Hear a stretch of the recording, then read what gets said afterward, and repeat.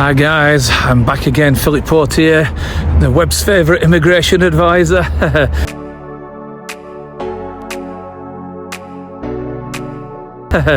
Anyway, so I'm often asked, can I do a video outside? Can I show a little bit about Moscow, a little bit where I live?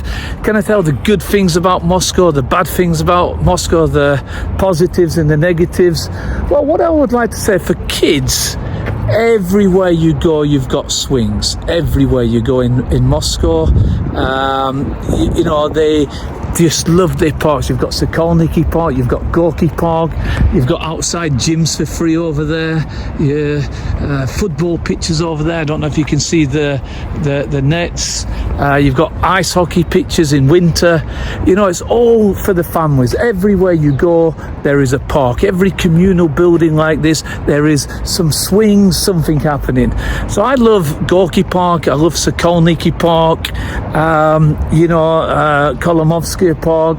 These are huge, massive parks, and obviously it's got a major river flowing through Moscow, and certain places you can have a barbecue. You can go outside and have a wonderful barbecue, as long as you tidy up after yourself, as long as you don't leave a mess, and no problem at all. So these are, you know, positive things that I love about Moscow.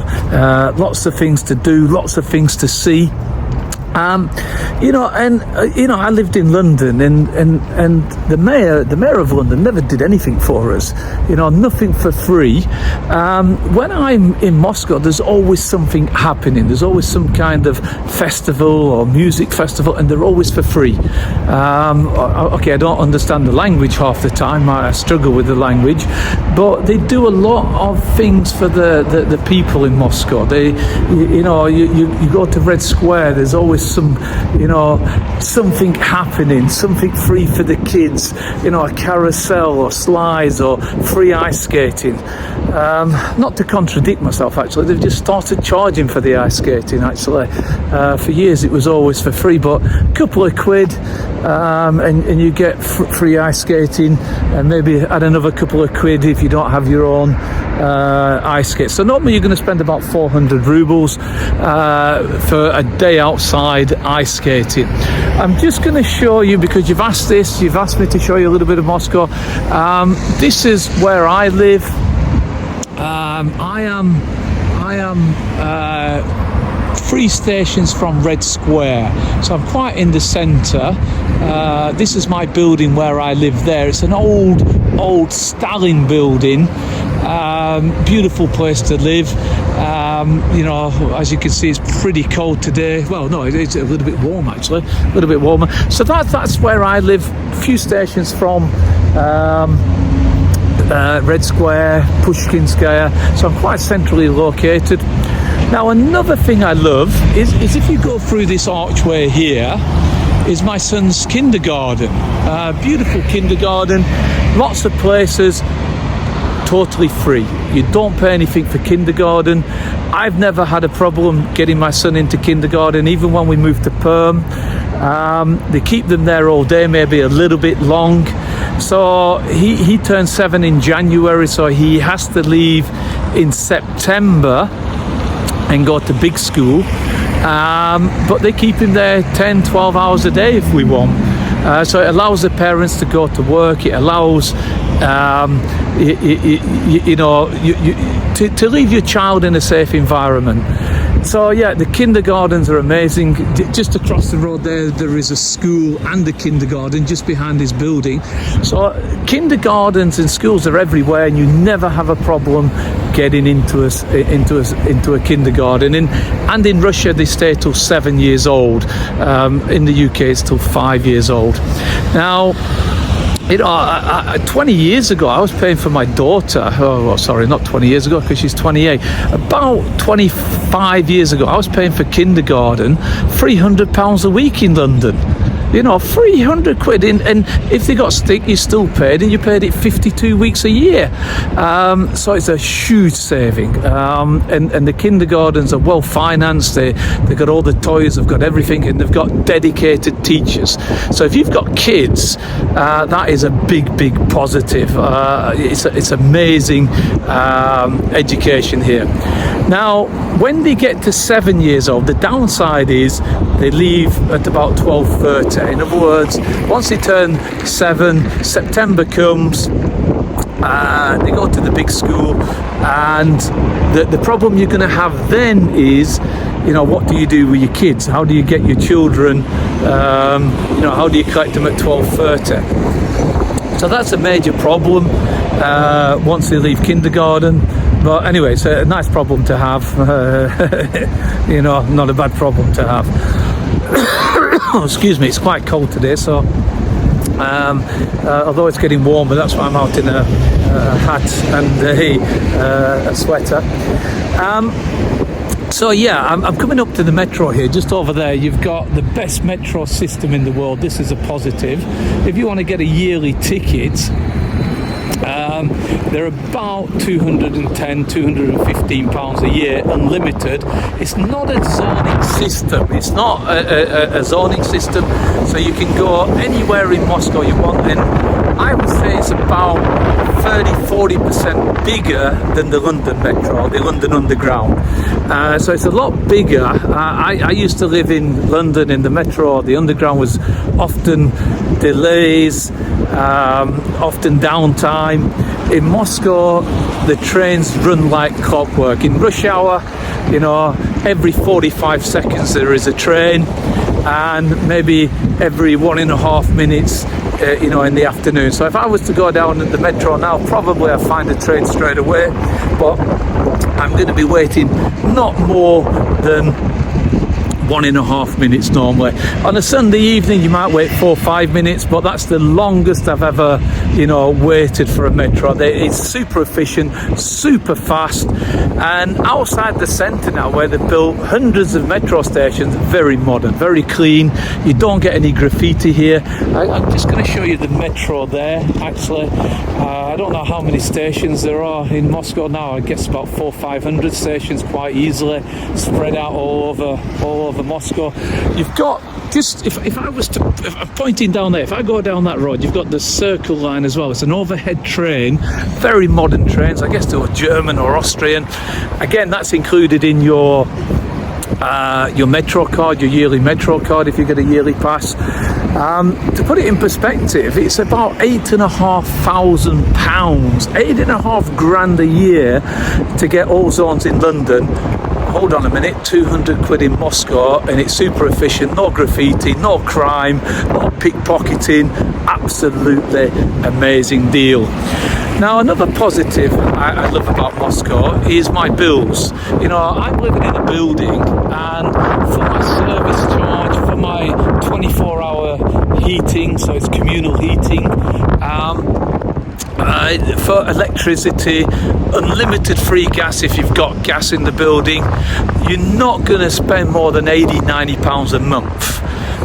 If you have a problem with pipes, and it's a communal pipe, they fix them for free. They fix everything for free. The builders have started to get a lot more expensive. 10 years ago, if you had a problem that was your problem and your fault, it cost a couple of quid to fix. I've had a few problems recently because we redesigned our flat and things like that, and we had a few problems, and it was about £100 to fix.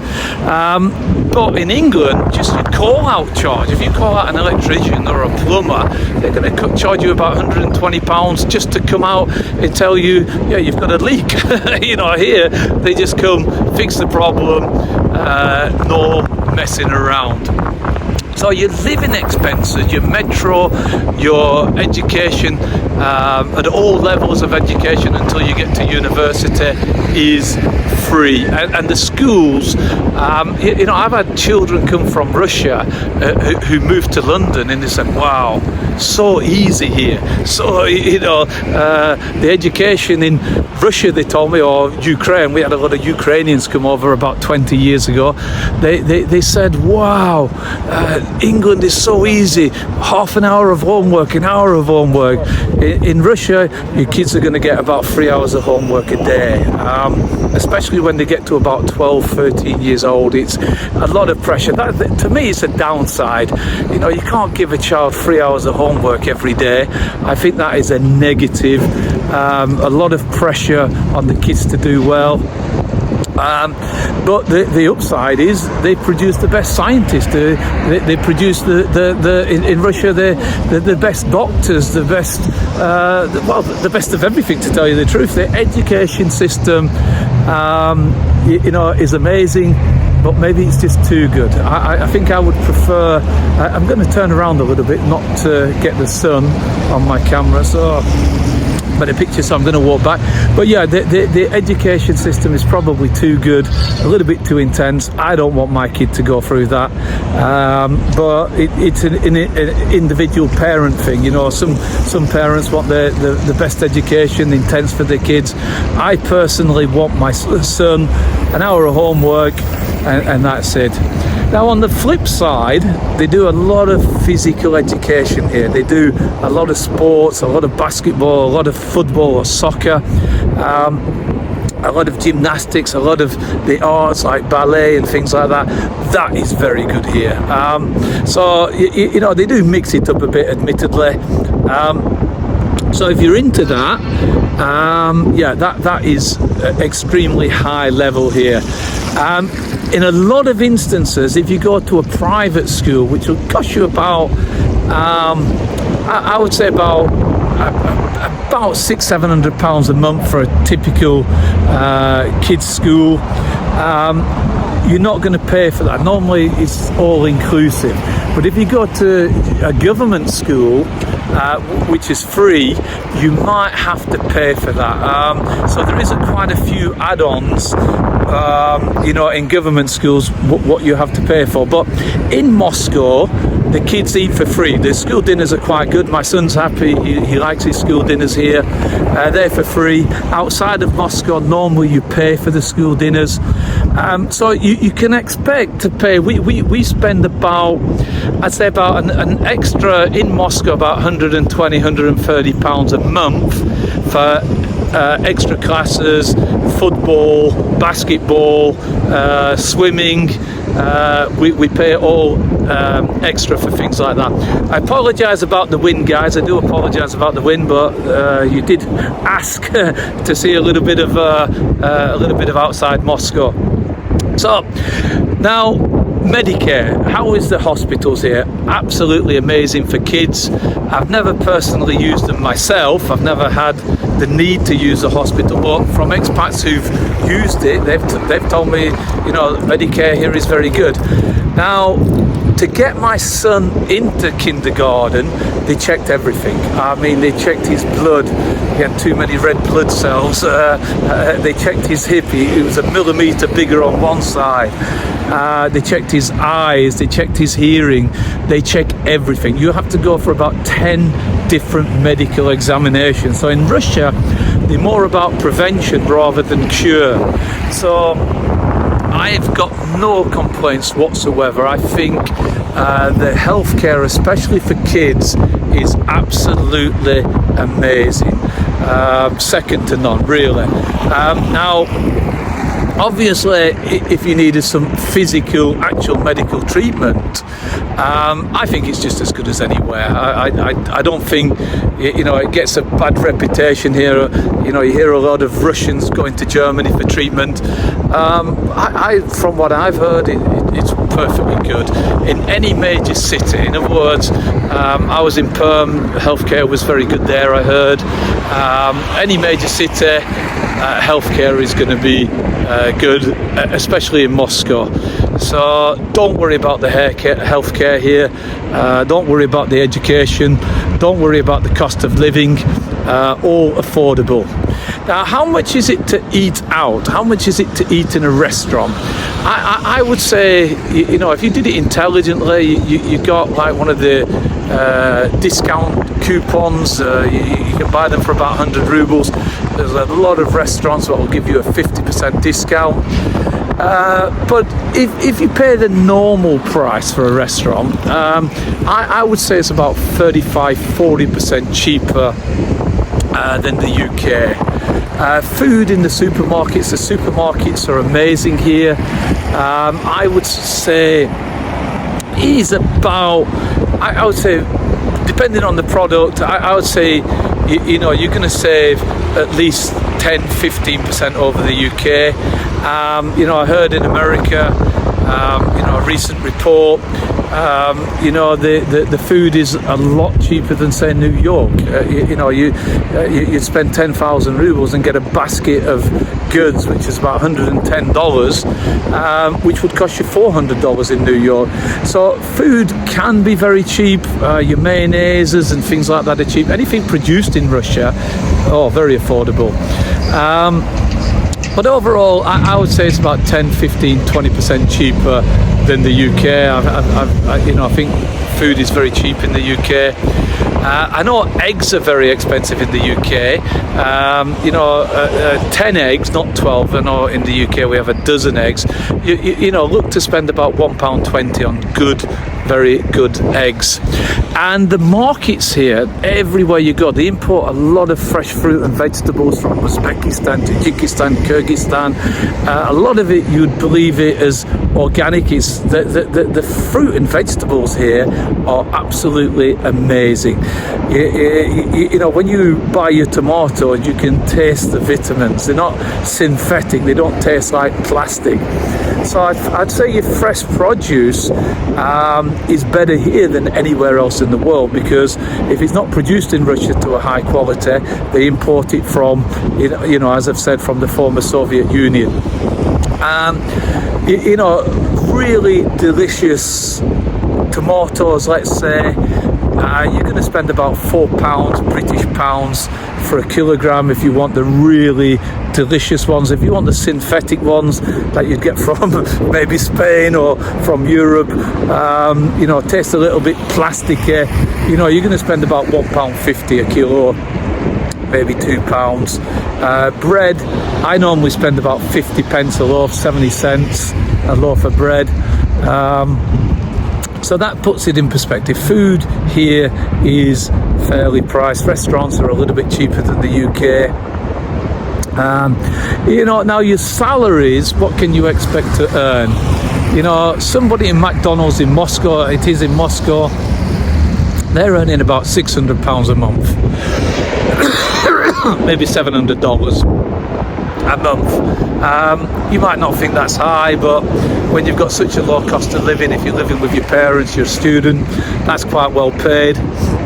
There's still employment in Russia. So in other words, if you want a job, there's a lot of factory work available, a lot of restaurant work available, plenty of work available. Based on purchasing power parity, PPP, the World Bank said Russia is the 4th richest country in the world, you know, behind United States and China. So in other words, after you pay all your bills, your pyramid of needs, everything like that, at the end of the month, you can afford to go out, you can afford a few beers, you can afford to go to Thailand. So based on purchasing power parity, Russians have a very high standard of living. And if you live in Moscow, I would say if Moscow was a country, I would say Moscow would be one of the richest countries in the world, or the people of Moscow would be one of the richest people in the world based on PPP. Because, you know, your electricity, your gas, your service charges is about the same throughout the whole of Russia. So your pyramid of needs is very, very affordable. So guys, I'm just going to show you a 180-degree turn of what it's like in Avtosobotskaya. in Moscow. I wouldn't say it's an exciting borough of Moscow. We've got a lot of fancy restaurants, the next metro station away, like in Technopark or Paveletskaya. So I'm between stations, but still we got good cafes here, good restaurants here, not so bad. And that's a 380-degree circle. Guys, thank you for watching this video. If you've got any questions about Russia, if you've got any questions about Moscow, you know, please drop me a line. And please don't forget, guys, I've gone out on this cold day without a jacket just because you've asked. So please press the like button. Much appreciated, guys. Bye. Cheers.